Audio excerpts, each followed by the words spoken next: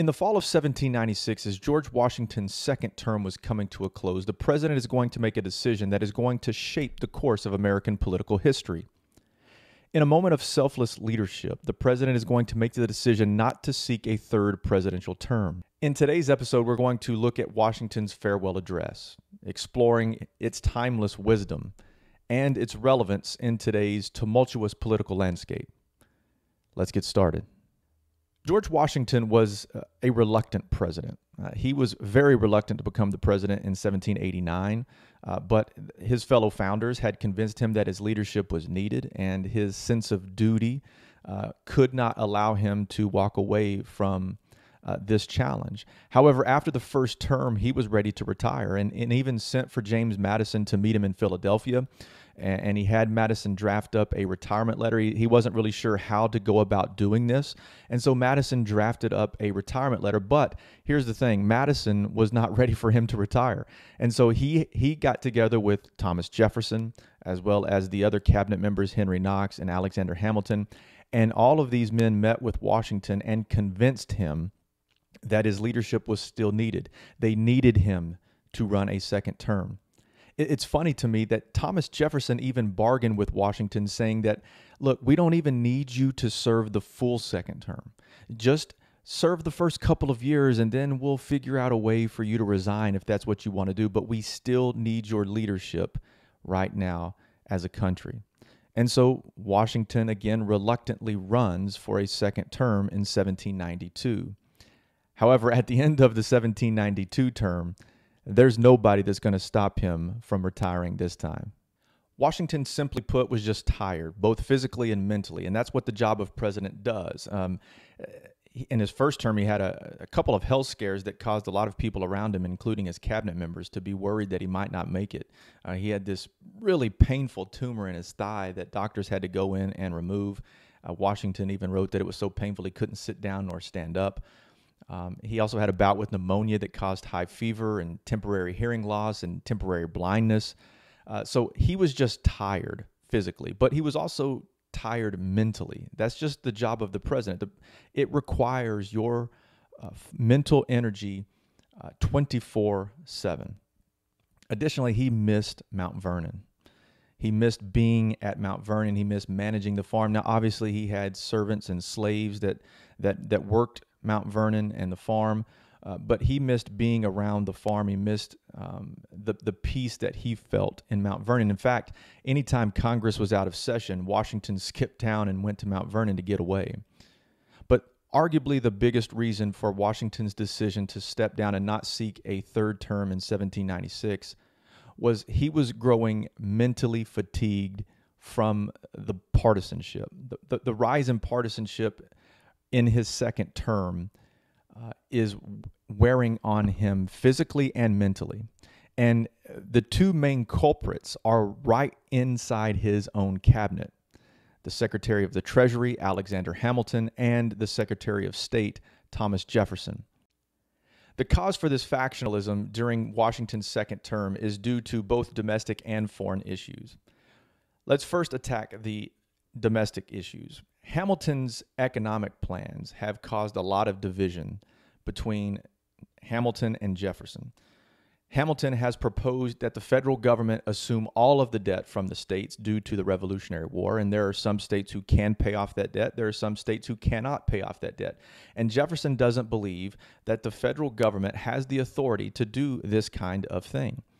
In fact, he thinks that they're just doing this to consolidate all the power at the top and have this power, this dominion over the states. Now, Hamilton is also going to propose that in order to pay this off, that the federal government needs to use excise taxes to pay off the debt. Another item that Jefferson is going to be opposed to. But the biggest issue between these two men, Hamilton and Jefferson, the biggest debate that they are having is over the creation of the national bank. Hamilton believes very strongly in the national bank, and Jefferson sees this as just another monarchical move by Alexander Hamilton. I think it's important that we look at how they view the Constitution as well. Jeffersonians believe at this point in time in a very strict view of the Constitution, a strict constructionist interpretation, meaning that if the Constitution doesn't explicitly tell you that you can create a national bank, then you can't create one. However, Hamiltonians take more of a loose interpretation of the Constitution. Their argument is that the Constitution states that Congress shall make laws for the general welfare of the people. And Hamilton and also his followers, they believe that the creation of a national bank is good for the welfare of the people. I think it's also important to understand how these two viewed themselves and their factions, and how they viewed the other faction. Jeffersonians viewed the Hamiltonians as monarchical and tyrannical. They viewed this as a debate between liberty and tyranny. Jefferson believed that the Hamiltonians were threatening republicanism, democracy, freedom, liberty. On the flip side, you have Hamiltonians who view this argument as a debate between order and chaos. They believe that what they are doing is just a continuation of what they fought for in the Revolution.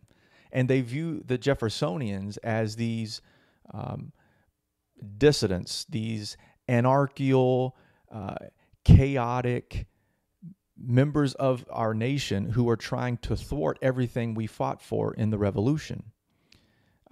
They believe that a strong central government provides security, stability, and order. And these Jeffersonians are going to lead us down the path of anarchy. However, there are also foreign policy issues that are dividing Hamiltonians and Jeffersonians during this second term of Washington's. The French Revolution has brought about war between the French and the British, and British sailors have been impressing U.S. sailors on the open sea. They're not only taking our sailors, but they're also taking our goods by force or threat of force. And Washington is going to try to figure out a way to bring about peace without war. So he's going to send John Jay over to England, and John Jay is going to rely heavily on Alexander Hamilton's advice on how to approach these negotiations. Hamilton advises John Jay that he needs to do everything he can to improve or maintain the relations between Great Britain, and at the same time also trying to increase the amount of trade done between the two countries. Now, the only actual bargaining chip that John Jay has when he arrives in England is the potential threat that the United States might join the Danish and Swedish governments in defending their neutral status against British force. But through back channels, Alexander Hamilton is going to cut the legs out from under John Jay, reaching out to British officials, assuring them that the United States has no intention of joining this neutral armament. So the only leverage that John Jay had going into these negotiations was essentially snatched out of his hands by Alexander Hamilton. He had no leverage at this point. And so the treaty is going to be completely lopsided. The only part of this treaty that the United States benefits from is that the British agreed to surrender the northwestern posts, which was already agreed upon in the Treaty of 1783. So I'm not really sure how that is, a big achievement. But the point is, that's one of the only things we get. And the other thing that the British agreed to is to consider the United States the most favored nation when it came to trade with England. Other than that, every other aspect of the treaty favored the British. This treaty is very unpopular back in the United States, and John Jay is going to be heavily criticized for this treaty. So will Washington. But if you want to criticize John Jay, I think you have to first criticize Alexander Hamilton, who cut his legs out from under him. This is not solely on John Jay. But anyways, let's move on. To show you how unpopular this was, it only passed by one vote. It gets a 20-10 majority vote in the Senate, and Washington pushes this treaty through. Is he happy with every aspect of the treaty? No, but it does avoid war with Britain. So at the tail end of Washington's second term, he's just exhausted. And he's going to bring in Alexander Hamilton this time, and he's going to say, look, I need you to draft my retirement letter. And he's going to say, you know, I'm not really sure how to do this. I'm not really sure exactly what I should be saying or how I should go about it, but I need your help here. And so Hamilton is going to actually use the original draft that Madison had. He's going to only save about the first couple of paragraphs of Madison's draft, and then he's going to add extensive revisions to that, as only Hamilton can do. And once he finishes it, he's going to send it to Washington. Washington will look at it. He'll revise where needed. And once it's finished, it will be published in Philadelphia's American Daily Advertiser. And I know a lot of us probably assume that Washington gave this speech. He did not give this speech. This was published first in the Philadelphia newspaper, and then later on it's going to spread throughout the country, announcing to the country that the President of the United States will not seek a third term and is going to step away from the political life and head back to Mount Vernon. And what I would like to do at this point is I want to look at some of the really important themes of this letter, because they're not only important in the context we're talking about in 1796. These themes still apply in 2024.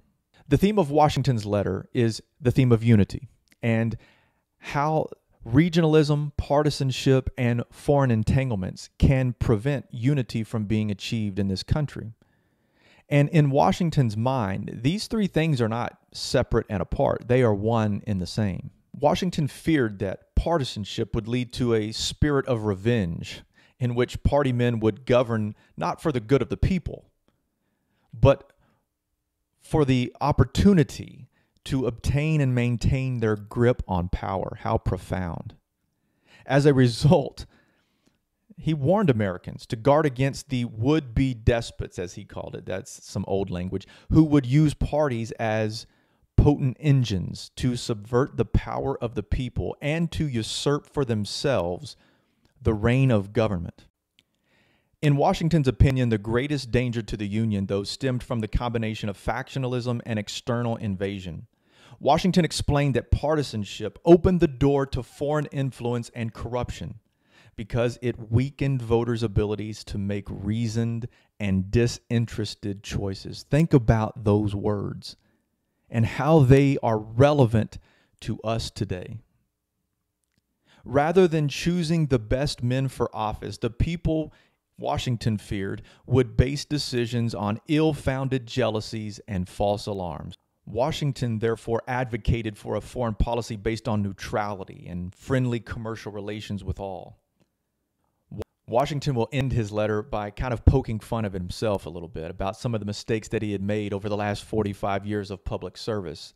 And he said, I hope that you guys will indulge in my mistakes. But he also did say that he felt that history would relegate them to oblivion. In closing, Washington talked about how he looked forward to returning to Mount Vernon and enjoying the fruits of his labor, reflecting on the successes of not only his administration, but the nation's successes during his time in office. This letter is so profound, and it not only allows us a window into what was going on in the second term of Washington's administration, but it also should hit us right smack dab between the eyes and make us see what's going on around us each and every day in this country. I find it ironic that since the American Civil War, the U.S. Senate, each year on Washington's birthday, reads this letter aloud. Now, I think they started reading this with good intentions, trying to remind themselves of Washington's warnings. But wouldn't it be nice if the U.S. Senate actually listened to those words and applied what he said? That's all the time we have for today. Thanks for joining us. We'll see you next time.